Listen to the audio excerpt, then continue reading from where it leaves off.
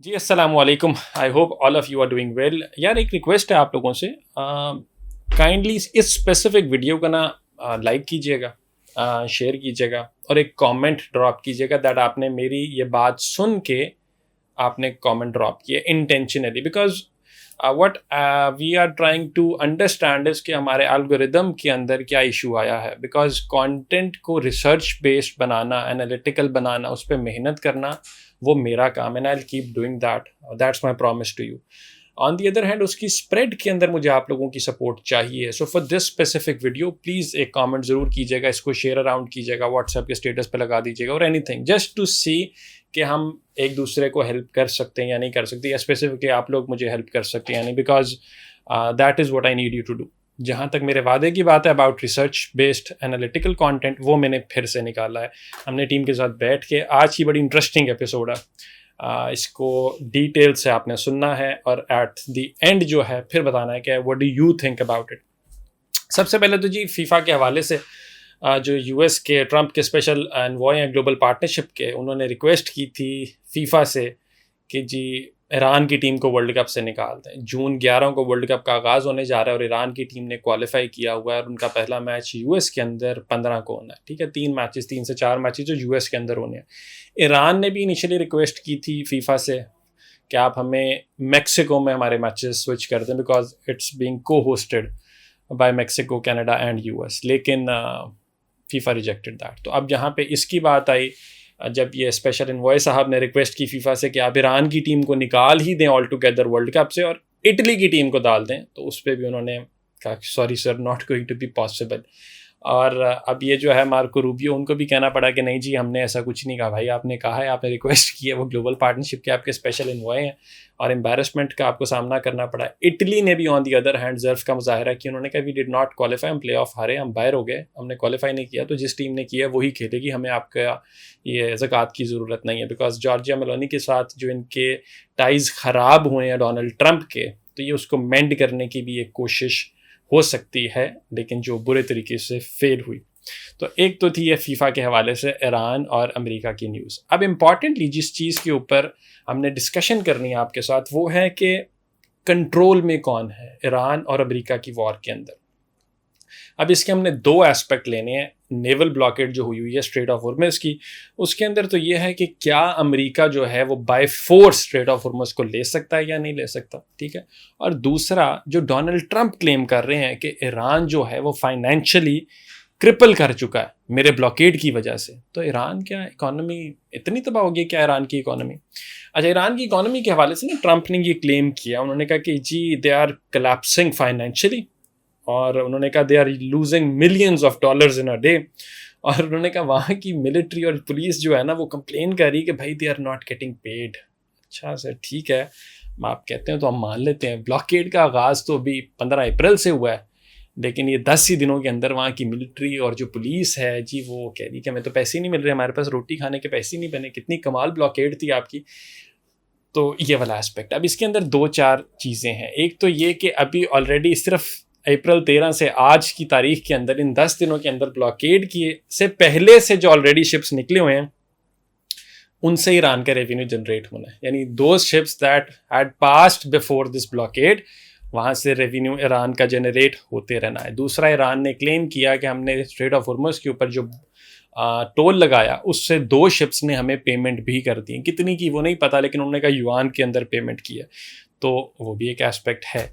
उसके बाद interestingly on the other hand Trump जो है वो अपनी एक लेजिस्लेटिव बैटल भी फेस कर रहे हैं, क्योंकि मई 1 के बाद उनके 60 दिन का जो टाइम है वो पास हो जाएगा। सो अमेरिका के अंदर उनको कांग्रेस की अप्रूवल की ज़रूरत है, और अगर किसी भी अमेरिका की जंग के लिए अगर अप्रूवल के बगैर आप जंग करते हो, मिलिट्री भेजते हो, तो 60 दिन तो आप कर सकते हो, लेकिन 60 दिन के बाद आपको रीवैल्यूएट करना पड़ेगा। पहले हुई है, पास में कंटिन्यू की और प्रेसिडेंट्स ढूंढे हैं, लेकिन ये ट्रंप को मई 1 को जी अपने कांग्रेस का अप्रूवल की ज़रूरत पड़ेगी।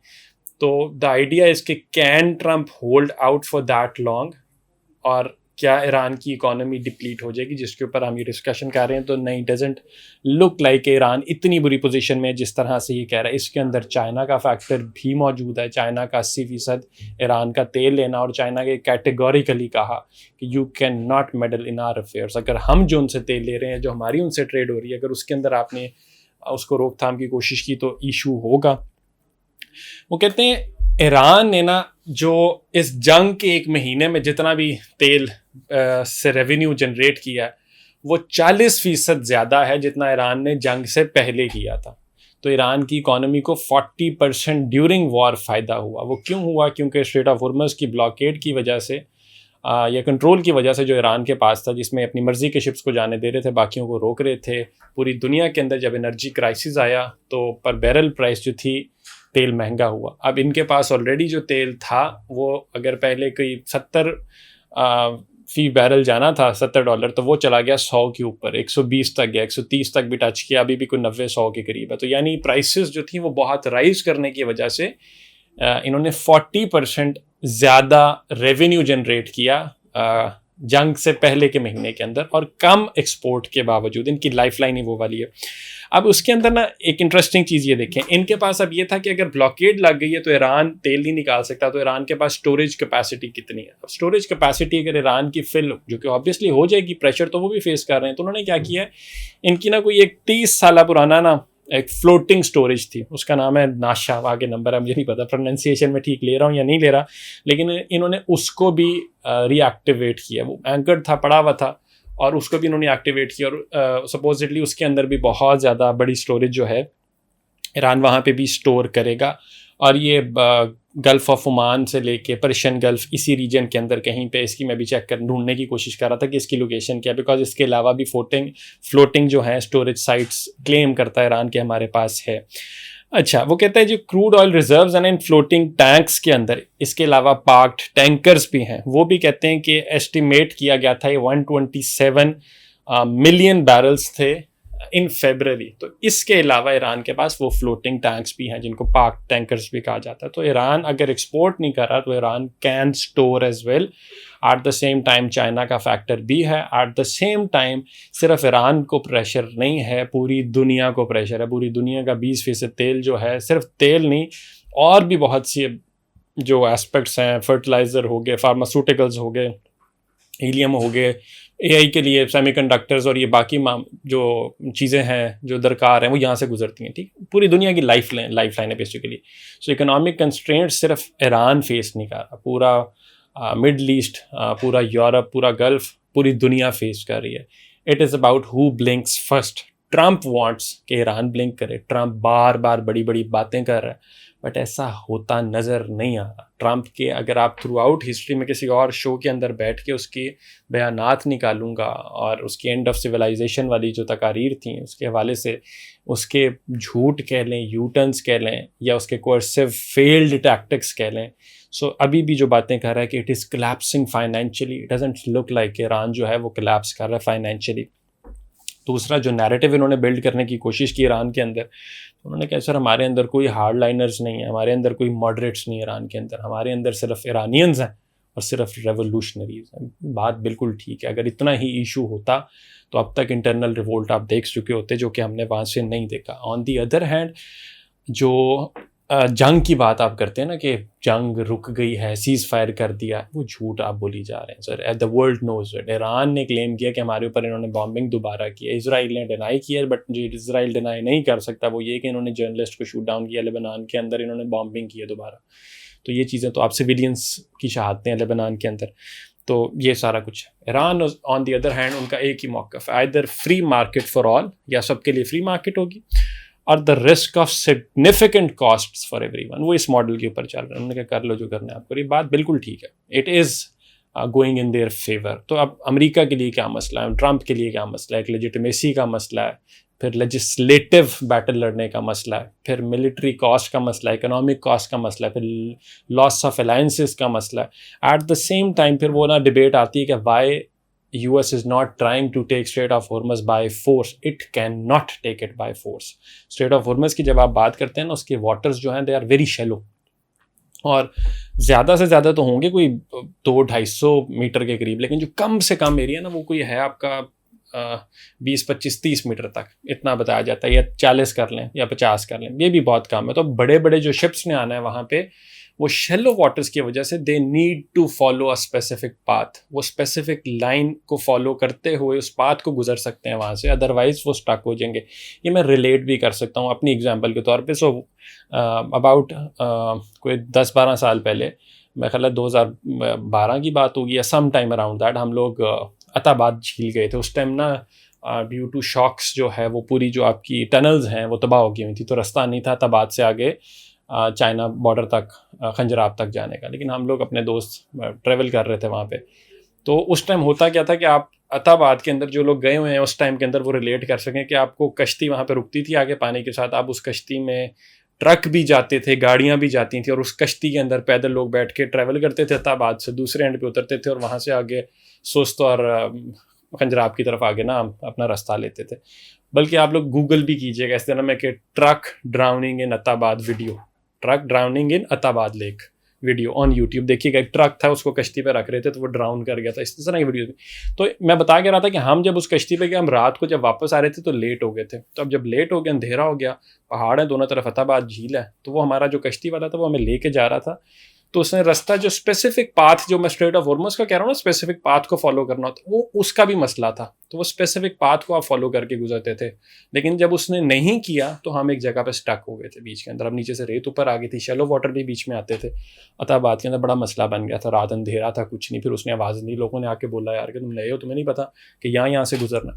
तो अब मैं रिलेट इस चीज़ को किससे कह रहा हूँ कि स्ट्रेट ऑफ हॉर्मुज़ के अंदर due to shallow waters you need to follow a specific path. आप उस स्पेसिफिक पाथ को फॉलो करेंगे तो आप आगे जा सकते हैं, वरना नहीं। अब उस स्पेसिफिक पाथ के ऊपर ईरान ने दहाइयाँ लगा के ना तैयारियां की हुई हैं, ठीक है।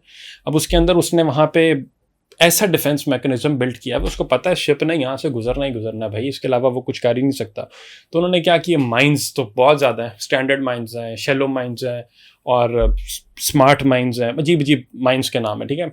उसके अलावा उन्होंने क्या किया हुआ है, उनके पास नॉर्थ कोरिया से उन्होंने मिजेट सबमरीन्स ली थी, ठीक है।